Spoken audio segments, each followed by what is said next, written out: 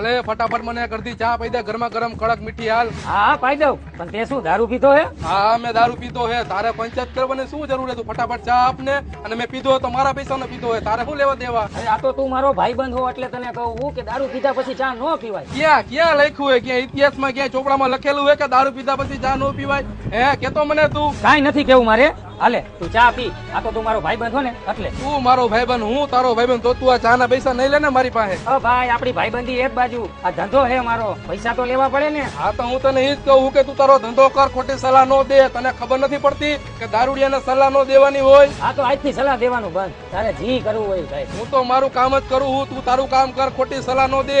નકર એક હાથનો વધાવો આવશે ને તો 7% માથામાં આવશે, ડોક્ટરે હાથ નહીં ચાલે. તું જા એ ભાઈ, તું જા. હા તો વાંધો નહીં, બાકી લાંબી ડૂકી 12:30 મારી પાસે નહીં કરવાની, બરોબર?